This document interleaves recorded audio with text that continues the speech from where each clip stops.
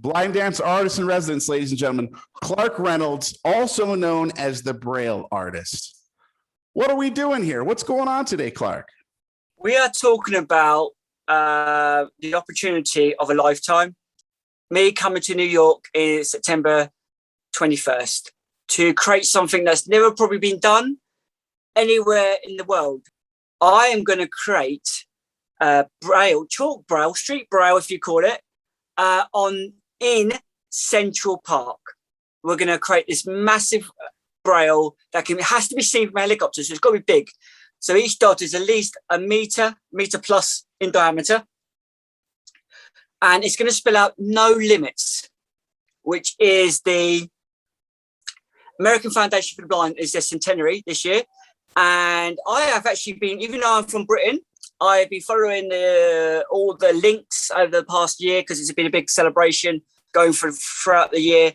And their slogan is inclusion, no limits. So why not? Let's spell no limits in Braille. So I love the artist rendering you've already created. Can you tell people what's going to be from left to right inside these manhole cover size Braille dots and what's going to be from bottom to top? You got two different cool things coming out on this No Limits in Braille. Tell us about it. That'll be seen from the helicopter. It has to be. So I decided, because I know how patriotic you are in the States, you know, you love your flag. Yes. So why not put the United States flag inside those dots? So when you see No Limits, you'll see the American flag. And it'll be, you know, in each of the dots, and you have the gap, so it'll be joined up. And then on the bottom of the American flag will be a silhouette of the New York skyline. So your most iconic building. So you start off with the Statue of Liberty, you have your harbour, the Chrysler Building, the One Tower, Empire State Building, and then finishing off with the Brooklyn Bridge. And then that's a nice silhouette because we're in New York. You know, we're celebrating the centenary of AFB. So why not do, you know, something that's, when you're Central Park, you know, I know that's, you know, so you can be a part of it. And then a double layer is I want to put people who come down for this celebration, the vision impaired community all around the States. I'm sure they're going to turn up in their droves. Oh, yeah. And they're going to talk to me, and I'm going to get their name, and I'm going to put their name in the stripes of the American flag so that everyone, you know, can take part in this amazing opportunity, art piece, installation, as you call it. This piece of art, giant piece of art, it's going to have an interactive experience for people. Is that what you're telling me? Yeah, even though it's flat. I mean, obviously, I might get shut down because I'm a Braille artist, and it doesn't have to be tactile for me because I'm trying to give it a point across to people that can see as well. You know, when they see the dot, they ask the questions why, and that's how we get to know about sight loss through my artwork because it does conversation. So these dots aren't tactile, they're visual. But by people coming along and talking to me, those conversations become part of the art piece. So it is a true collaboration between whoever turns up and talks to me and eat and food. Because obviously I'm from Britain, so I'm looking forward to the pretzels, the bagels, the hot dogs that I used to see on the movies, the New York movies. You know, I'm looking forward to that as well, you know. So it's going to be an experience in Central Park. And I am going to be the Dick Van Dyke. Step in time. Step in time. Step in time. Mary Poppins. So you, my artwork, you step into my artwork and you live my world for the day. This is going to be such an exciting experience for people that are visually impaired, of course, but for all the people that are walking by in New York City, walking by, who are you? What are you up to? Wait, whoa, this says what in Braille? Huh? And when they ask you, why No Limits? In addition to the 100-year celebration for the American Foundation for the Blind, and it's their slogan, what does that slogan, No Limits for the Blind, what does that mean for you personally? For me, when I got diagnosed 10 years ago, it wasn't like, oh my God, I'm gonna go blind. What can I do? I thought, well, you know, I'm an artist. I just carry on doing my art. And I tell you what, and the last 10 years of my life have been the best 10 years, hands down. I've been so busy, not just with the art, but meeting people like yourself. I played blind cricket for Hampshire and Sussex. I won a couple of trophies. You know, when I had sight, because I had limited sight, you know, one eye, I could never get into sports teams. So now I'm fully integrated in a sport, you know, which is amazing. So I've not stopped, not just with the art and the meeting new people and just chatting, you know, and it's liberating. I know people might think, my God, you're crazy. You know, you're going blind. How could that be liberating? I don't know. I really have not the answer. But for me, it's been liberating because it's made me the artist I am now. I would not have discovered Braille if I wasn't going for blind. And I would have just been plodding along, doing my usual artwork, you know, in a job that was great, but maybe I always wanted to be an artist. And now going blind, have the opportunity to be that artist I've always wanted to be from the age of 6 years old. So there's your no limits right there. What I love about you, though, Clarke, let's be very clear. You are an artist before blindness, before you even really knew what was going to be your future for blindness. You went to school for art. You have a passion for art. And I've loved getting to know your artful nature and soul. Can you tell us a little bit about how you got into the art world and what art means to you, please? Well, from an early age, from 6 years old, I was blind in one eye from 6 years old. I went to doctors, had the drops in the good eye, you know, how they all work. So you're basically sitting in a classroom 35 years ago, blurry eyes. And back then, teachers really couldn't, you know, you don't want to be a hazard to anyone else. So I'm left to my own devices. So it would be blocks or Play-Doh. And I think the passion somehow came from that. And it's weird because usually as an artist, you find that either your grandparent is good at it or your parents are good at it, or you've got someone in the family that's an artist. Now, no one in my family can draw or paint, apart from my daughter now, because obviously she's got me. But so I had no idea. No one's taught me how to draw and paint. It's come from the heart. It really has. And unfortunately, I was ill in my teens and I never got to manage to finish school. But art was always there. Again, art saved me. You know, I knew as soon as I got back on my feet, I'd go back and, you know, do art. And I did. I gained a higher degree in art, a BA honours degree.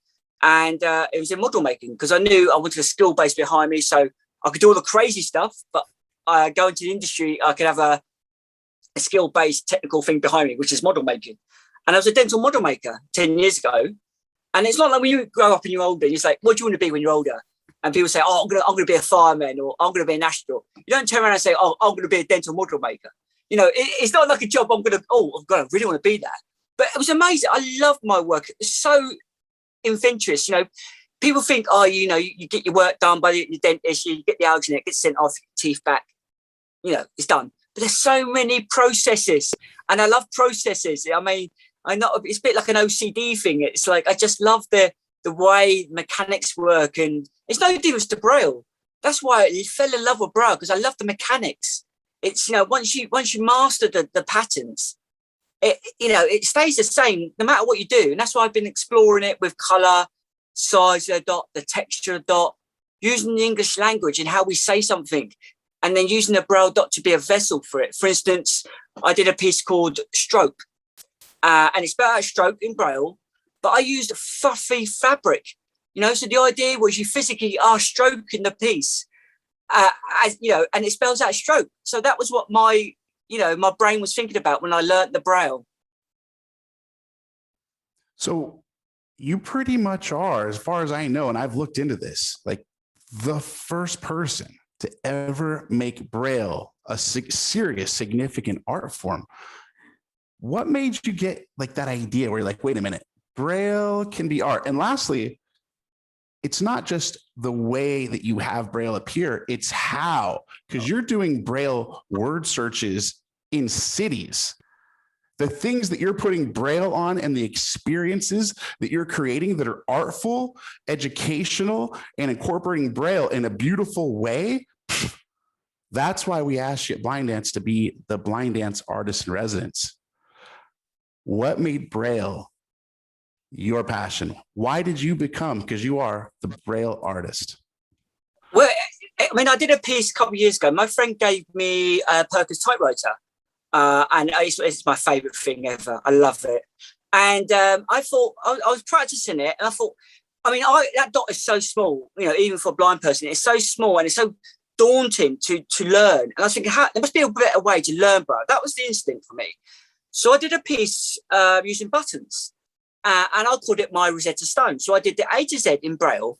The buttons were 2 centimeters in diameter, great size for the finger and for the side. I learned Braille in 3 weeks just by doing that piece, because I didn't think it as letters, I saw it as patterns. And it was like, once I'd done it, it was like, why is this not an art form? Just like a typographer uses letters. It's no different, just that I have more power because I use a dot, and a dot is a frame. So I could put anything in that dot, and it makes, and then it was like, I love this, and this is what I want to do for the rest of my life. And like you said, I've had a Braille bench in Southampton City Centre. I'm just about to embark on a Braille trail at a music festival with the likes of, you've got Rag and Bone Man playing, you've got Madness playing, who knows? And I'm giving out these maps so they can go around their Braille trail and spell out the word victorious in Braille. They might see me and say, hang on a minute, Rag and Bone Man might do my Braille trail. I mean, that'd be amazing. But yeah, that's next week. So I'm just getting ready for that. Yeah. The shirt you're wearing now, what is that saying? What is this here? And what does it mean? Oh, right. So this is my logo. And again, I've taken artistic license, right? Mm-hmm. So it was meant to be, because I've used C, which is my first name, Clarke, and Reynolds as my surname. And I've squished the two together in Braille, and because it marries up. So the top letter is C, and then you put the R next to it, and it marries it up. So that's CR squashed together inside another dot, which is covered in an eye shape. So basically the dots are my iris, if you want to call it. And I got this T-shirt made for my first ever exhibition, Braille exhibition called Decoding Braille, Decoding Me, which you can see a bit of the artwork here. And it was my way of bridging the gap between sighted people and the visually impaired community. So I color-coded the Braille. And they're not random colors either. I looked at how letters appear in words, the commonality. So E-R-S-T-I-N-G, piece of that. And I used color theory. So I looked at how, like a portrait painter or a landscape painter paints, they use complementary colors or shades of color to bring certain things out, like trees and skies and sea. And that's what I'm doing with the letters. So for instance, E is orange and R is a light blue, because a lot of words end in ER and they're complementary colors. For instance, another one, so L is a light brown and Y is a dark brown. So you have the shade of the color, and a lot of words end in LY. So, and again, another question probably people ask me is, oh, you're blind, you can't see color. Right? It's true. I can't see the color, how I used to see it, but I have the memory of color. And that's so important. People, if we're talking about no limits and what blind people can do, I have a memory of color. I know what yellow looks like. I know what blue looks like, but it's not blue like how a sighted person sees it. So I have that memory, and that, because I'm a creative person, that memory is never going to go away. So when people ask me that, because people are going to ask me when we do the Braille thing, and I'm working with the colors, the red, white, and blue, and they're going to say, how do you know, what the colors are? And we'll have this discussion about memory and colors, because I'm an artist. That's one of the coolest parts of this Braille tour. Braille on the Streets, Clarke Reynolds American Tour, because Americans are going to be curious about you as a person. They're going to be so curious about Braille as an art form, and they're going to be educated about people like us. And the next time they meet somebody else who's blind, that person, both people are going to have such a cooler, more friendly interaction, just because there will be some common ground there. Braille on the Streets. Braille on the Streets. I'm just excited. It's pretty cool. That leads me into a great quote then. So obviously I'm doing some work for some pieces that hopefully are going to go into the gala, the AFB gala. And I've looked into Helen Keller, the most famous blind person in history, without a doubt. I mean, even if you're not blind, you've heard of Helen Keller anywhere around the world. And I found this quote, and this quote is perfect for basically my life and what we're doing. So here we go. Through the magic of 6 dots, the gates of knowledge have been flung wide, and the blind of each country can enter the world of enchantment beyond the reach of physical sense. Never at any time are we so free as when we hold a beloved book on our knee and the Braille dots flash into our fingers. The greatness, the wonder, the boundlessness of life. Helen Keller. How cool. How cool. On the 100-year anniversary of the American Foundation for the Blind, where they're pulling out a time capsule. The last person to touch the time capsule was Helen Keller. Wow. And they're going to read a letter from Helen Keller. I'm assuming it's written in Braille. It's got to be, isn't it? It must be, because she died at the age of 19. And then obviously I think this was a quote from the 1930s, and it was to do with something to do with the French stuff she was doing with. So obviously, because she had so many different contacts with diplomats all around the world. And I think this was a pre-quote to a letter that she wrote to one of the French diplomats. And again, I just resonated with me. And I wanted to know what Helen Keller would think of me doing what I'm doing with the Braille. Would she be understanding, or who knows? You know what I mean? Because I think so. Because obviously, again, I'm not the pure Braille purists would probably hate me for what I'm doing. Truly, I believe that because why is Braille never been used as an art form before? Because it's taking someone like me, an artist, to push the boundaries of what that dot can be.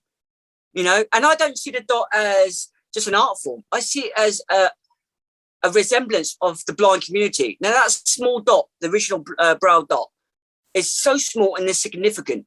And just like the blind community, and yet when we make it bigger and give it colour, we put ourselves out there in the world. And that's how I see the Braille. So cool, because when people see Braille that can't read Braille, it's something that's mysterious. There's something that they know it's a message. It's almost like if a person who's sighted were to also see something in a language that they can't read. But by making it an art form, you're making it friendly, inviting, you're creating a discussion. I love that it's Braille on the streets, because now all of a sudden people have a space on the streets to come talk to you about it as you're creating it. And I love that it's an experience. It's temporary because we'll do it again. Messages change. Of course they do. And the beauty of words, you know. I mean, you call me what you want, the blind Braille artist, the Braille typographer, I mean, once I get to New York, there's going to be a big surprise. I'm not even going to tell you, Ben, what I've got, what I'm working on, and it's going to blow your socks off. I'm excited. I don't know how you could blow my socks off any more than you already did with the artist rendering for the No Limits in New York. I started giggling. I was like, I can't even recreate the giggle. It was like sheer surprise and socks blowing off. Like, whoa, that's brilliant. So, and everybody that I've shared it with has agreed. Did you like the little how I took the sketch that you put together and I put computer graphics around it? Did you see how I did that? I couldn't see as well as I used to. I can't really see computer stuff. Again, it's like the computers are phones. But people, it's great. Do you know what the best thing about what I'm doing at the moment is? When I'm working with all these organisations, the Braille Child, these people like that, is I'm working with them as, and they forget that I'm blind. And but that's great. That's what I want, to be the inclusion bit, I'm working on this amazing Braille trail, and we're doing everything, really professional and everything. And they turned around and they said, "Oh, I'll show you this on computer, the map." And I said, "You do realise that I can't see it?" "Oh yeah, forget." Isn't that great? Because that's what I want. I mean, we've got our sticks. I mean, I'm on the guide dogs list as well, so I'll have a guide dog hopefully, in the near future. But they're tools. It's the character here that's going to change people's perception, around the world. And I want to be global, Ben. I don't want to be stuck in Portsmouth and just be known as the blind Braille artist in Portsmouth. I want to be known as blind Braille artist in Australia, in Canada, in Brazil, in South Africa. Let's do this. I hear you, brother, which is why we're making a feature film. We're going to share it worldwide. People are going to know about Braille as an art form, about the blindness community, and about you as a serious artist, dude. Like for real, you have a poet's soul, an artist's touch, and you have like you're artful socially. And that's one of my favorite things about you. I think that as people interact with you, they're just like, what else can we do? What else can we do together? You know, and that's one of my favorite things about you, Clarke. People just absolutely love working with you. You've hit the nail right on the head. Even in the art world, there's a lot of elitism in the art world. The idea that you're not educated enough to understand art. And I'm not like that. I come from a council estate. I have no airs and graces about me. I don't have a rich mummy or daddy that's paid for me to go through university, you know, and I've not stuck a urinal in an art gallery and said, oh, this is art, you know, something that can't be accessible to everyone, you know, because that's the hardest thing, not about the disabled arts or mainstream art. People are scared to, if they don't know it, you know, they don't want to kind of understand it. And I'm an approachable artist. Not many artists are like that. I get a buzz from talking to people, not, you know, about the sight loss and about art, because this is what I want to be from the age of 6 years old, and I'm living the dream. You are living the dream. What does your daughter think about all this? She's all right. She's really good at art. She loves her drawing and painting. And to be honest, we're getting quite deep now. So to be honest, all the things that I'm most worried about, you know, losing my sight completely. That makes sense. Not seeing her face. You know, when the twilight hits, you know, that's when it goes dark and stuff, and I just can't fully see anything much. But even any light conditions now, it's really hard to pick out her features and stuff. So that's the only thing I'm really worried about, you know, because she's my daughter, you know. I want to give her away at a wedding. I don't think that'll ever happen because she don't do boys. No boys, no kissing or anything like that. So I'm all right on that. I'd have to vet the boyfriends and anything. So that's great. Of course. But yeah, you know, every blind person is scared of something. So that's my fear. Mm-hmm. Well, I can only imagine that your family is excited for your guys' career and future together in the art and blindness community, like taking the art and the heart from the blindness community out to the world and sharing it. Because that's really what's happening. That's really what's happening. Because there's artists that are blind that do something that has nothing to do with blindness, but you have chosen, and I kind of feel like it's a mantle of responsibility, because now you're going out there and you're talking about these very key points, not necessarily on behalf of every person that's blind, but just because it's work that needs to be done and you're doing it. So thank you. Maybe this is my purpose in life, Ben. Must have been why I went through those trials and tribulations in early years to get to this point where I can't be more excited and proud of, you know, what I've done. And like I said, and I've done this without support, in the sense that, you know, the support of that other people get, you know, with money and stuff, but, you know, but now I have this great support from yourself and the network, because any artist in their right mind would kill. They would literally kill for what I'm about to do in the States, you know, disabled or not, you know, have a mind about you. Like this film, you know, because what we're talking about could go global. It could go on Netflix. It could go to Cannes Film Festival. You know, it could be that big, you know, Absolutely. Because it's going to be organic, because we're not quite sure how the conversations are. But, you know, just talking to me, I mean, I can't write anything down because, you know, there's no notes for me. It's just our conversation. And I talk about just generally, you know, from deep from the heart. And that's what makes it so easy. So that's what the conversations will be about. And then I'd like to close up this discussion today by letting everybody know there's a lot more than just Braille in New York on the streets. We're going to a whole East Coast tour.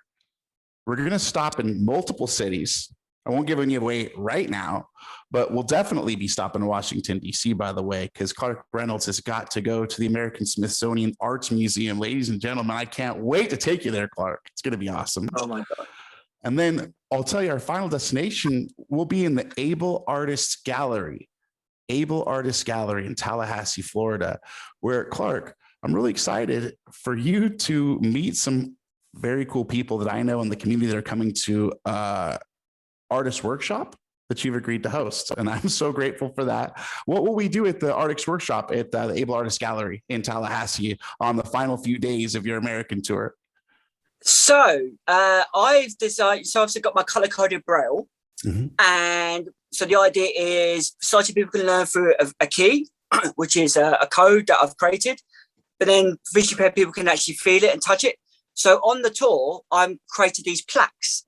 So people can hold up the plaque that says New York, New Jersey, Washington, blindDANCE, you know. And so at the Tallahassee Gallery, the workshop, Able Artist Gallery in Tallahassee, they're going to create their own plaque that they can take home and they can create up to a 10-letter word or a multiple of words that came up to 10 letters. And the beauty of my artwork is, because of the color, is you're not quite sure what colors you're going to get because the word dictates the color, you know. So yeah, watch this space, really. That's going to be a lot of fun for people. You're going to also have a lot of stories from the road to share at the end of the week. Yes, plenty of coffee, Ben. Make sure the coffee's on tap. Literally, we're going to have black coffee on tap because it's not a work. It's not a holiday. It's hard. It's going to be hard work. It's going to be a lot of hours, but it's going to be fun, but hard work, and that's the key. I'm excited about it, and I want to say one last cool thing. Along the way, we're going to have some beaches. And I was just thinking it might be kind of fun, and I'm just asking if it'd be possible. I haven't asked you before to write no limits in the sand and fly a drone above it with us like looking up and cheering. No limits in Braille in the beach.